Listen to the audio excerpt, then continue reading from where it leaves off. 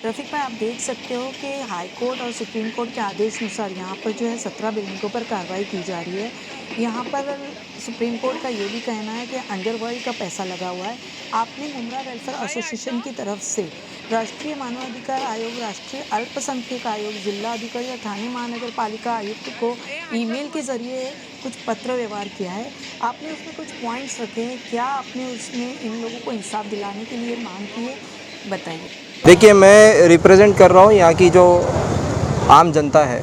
मैं खड़ा इसलिए हूँ क्योंकि आज भी मानव अधिकार जिंदा है। तो जो लोग विक्टिम हैं, जिन्होंने के अपने जेब से पैसे लगाए हैं, उनके लिए हम लोग कोशिश कर रहे हैं कि थाना कलेक्टर के पास जाए और थाना कलेक्टर के पास जाके एक पत्र व्यवहार करके जो है उन लोगों के लिए जिनके पास रिहेबिलिटेशन नहीं हो या जिनके बूढ़े माँ बाप है, ज़ईफ़ है, जिनमें बच्चियाँ हैं छोटी, तो वो कहाँ जाएंगे?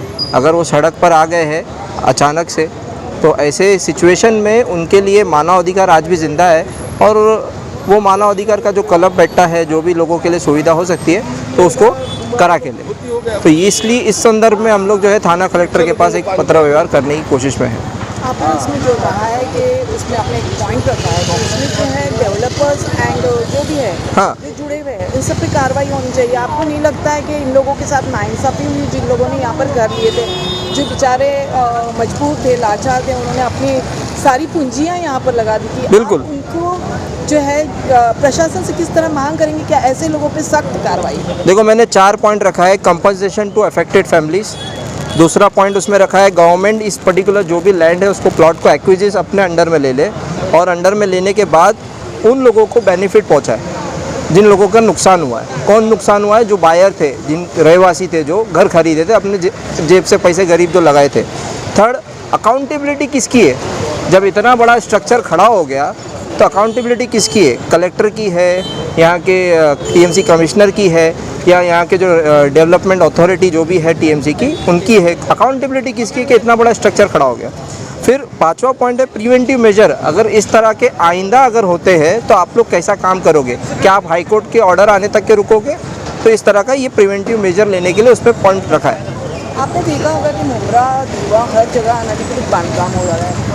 यहाँ की जो गरीब है, मजदूर है, जो आते हैं, जब लेने जाते हैं, तो इन लोगों को जो है जो भी चीज़ें, डॉक्यूमेंटेशन, इसके बारे में जानकारी नहीं होती। किस तरीके से ये लोग फंस जाते हैं? देखो, इसमें बहुत बड़ा हिस्सा है यहाँ के जो बायर होते हैं, जो लोकल दलाल वगैरह जैसे स्टेट ब्रोकर जो होते हैं, उनका रोल होता है। तो ऐसे इलीगल ब्रोकर्स के साथ आप जब खरीदते हो घर, तो आपको ये धोखा होता है। तो ऐसे केसेस में आप इलीगल ब्रोकर्स के साथ खुद खड़े हो, फिर उनको पैसा देते हो। ऐसे बहुत से केसेस हुए हैं यहाँ पे कि इलीगल ब्रोकर्स ने पैसे ले लिए और मिले ही नहीं।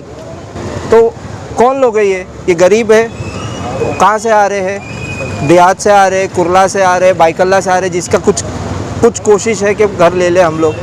ऐसे केसेस में मेरा एक मानना है कि थाने महानगर पालिका ने पहले ही ऐसे लैंड बनाकर डेवलप करके लॉटरी सिस्टम देके, जैसे सिडको में होता है, उनको पूर्ण कुछ होना चाहिए।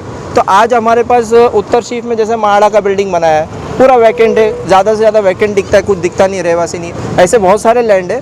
तो इन लैंड्स के ऊपर अगर ऐसा कुछ होता है तो उसके पहले थोड़ा सा शफल कर दे, उन लोगों को छत दे दे 6 महीना 8 महीना के लिए, रेंट ले ले उसका, और फिर बाद में आगे जो कार्रवाई करना है करे। अचानक से या नोटिस देके भी अगर आप करते हो तो उनकी अरेंजमेंट नहीं हो पाती है ऐसे केसेस में, क्योंकि गरीब है। अचानक से आप बोलोगे तो नहीं होता उनका। आपको नहीं लगता है कि जिन लोगों ने इनसे पैसे लिए हैं, ये जो है उन लोगों को मुआवजा उन्हीं लोगों को देना चाहिए जिनसे भी खरीदा गया है? नहीं, बिल्कुल, सिर्फ जिनके पास घर का एग्रीमेंट है, जिन्होंने घर खरीदा है, बस उनके लिए ही मैं खड़ा हूँ, क्योंकि उनके साथ नाइंसाफ़ी ना हो, क्योंकि वो गरीब है। आज वो अफोर्डेबल हाउस इसीलिए ले रहे हैं क्योंकि आगे के लिए, आइंदा के लिए उनके साथ कभी नाइंसाफ़ी ना हो। या ऐसा मैसेज भी पहुंचाना चाहता हूं कि इस तरह की बिल्डिंगों में घर ना ले। पूरे मुमरा कोसा नहीं, सारे मुस्लिम आवाम के लिए बोल रहा हूँ कि ऐसे घरों में आप नहीं ले, रेंट पे ले ले 6,000 8,000 रुपये देके, पर खरीदने वाली बात मत सोचे। क्यों? क्योंकि आखिर में फंसता कौन है? जो खरीदता है। भाई, आपको नहीं लगता ये एक दिन में तो खड़ी नहीं हुई है? इसमें कहीं ना कहीं प्रशासन भी इसमें देखो, मैं आप बताता हूँ, जहाँ पे डेवलपमेंट होना है, अभी ये रोड है, इसका इंफ्रास्ट्रक्चर चल रहा है, ये रोड कनेक्ट हो रहा है शिलफटा के लिए, तो इसको बढ़ना था, इसको बनना था, ये सबको पता था, आज नहीं तो कल। और रोडों के पास नज़दीक में इलीगल बिल्डिंग आना अपने आप में एक क्वेश्चन मार्क है। तो यहाँ के अधिकारी कहीं ना कहीं लेट उठे, या वहाँ पे जो बोलते हैं ना कि याचिका हुई और फिर बाद में लैंड डिस्प्यूट हुआ, उसके बाद में ये मामला आया, तो ये कहीं ना कहीं है, तो थोड़ा सा लेट होती है प्रशासन हमेशा। पर अब ये कार्रवाई हो गई, अब यहाँ के लोगों ने सबक सीखा, पर उनको रिहेबिलिटेट कैसे करोगे?